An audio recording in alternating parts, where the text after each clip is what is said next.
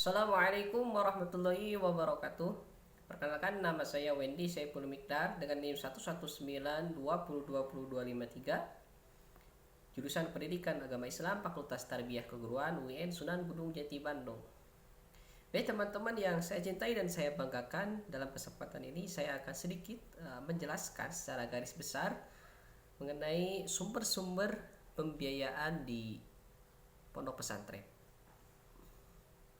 Baik, teman-teman yang saya cintai dan saya banggakan, telah kita ketahui bersama bahwa di pondok pesantren itu terdapat dua tipe, ada pesantren modern dan ada pesantren salafiyah. Dan pada dua tipe ini masing-masing memiliki khas dalam sumber pembiayaannya. Namun pada umumnya sumber-sumber pembiayaan di pondok pesantren itu melibatkan orang tua atau dari pihak peserta didik, orang tua peserta didik, sehingga baik dari bangunan maupun keperluan yang diperlukan di pondok pesantren biasanya diinformasikan, dimusyawarahkan ke orang tua atau orang tua peserta didik. Baik, berbeda dengan di pondok pesantren modern. Nah, pondok pesantren modern ini tentunya melibatkan orang tua, kemudian pemerintah di dalam mencari sumber-sumber pembiayaan di pondok pesantren. Dan biasanya di pondok-pondok modern itu mendapatkan bantuan sumber biaya dari pemerintah untuk memenuhi kebutuhan yang ada di pondok pesantren, seperti bantuan untuk membangun kobong, bantuan untuk membangun asrama, bantuan untuk membangun masjid dan sarana-sarana yang diperlukan di pondok pesantren modern.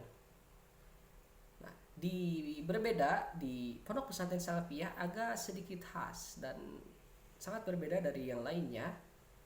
Ada pondok pesantren salafi yang tidak menerima biaya sepeser pun dari pemerintah, karena biasanya kiai yang ada di pondok pesantren salafi tidak menerima santunan biaya apapun dari pemerintah maupun dari orang yang berpolitik seperti sumbangan dari DPR atau MPR dan lain sebagainya, karena menurut pandangan dari kiai yang di pondok pesantren salafi, demi kewara'ah, demi kejuhudan untuk menghindari hal-hal yang subhat, uang-uang yang subhat, sehingga pondok pesantren salafi tidak menerima sumber biaya dari pemerintah.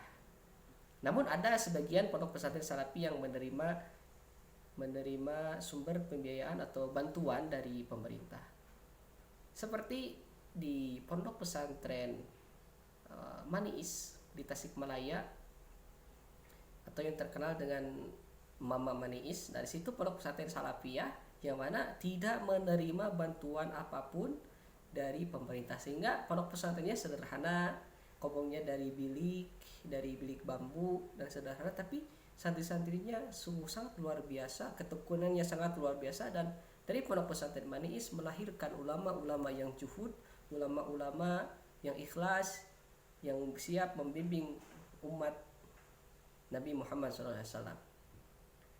Jadi teman-teman yang saya cintai dan saya banggakan, dari segi pembiayaan pondok pesantren umumnya tidak terlepas dari sumber dari kedua orang tua peserta didik, kemudian dari pemerintah dan donatur-donatur lainnya. Baik, itu saja yang dapat saya sampaikan mengenai sumber pembiayaan pondok pesantren. Terima kasih atas perhatiannya. Assalamualaikum warahmatullahi wabarakatuh.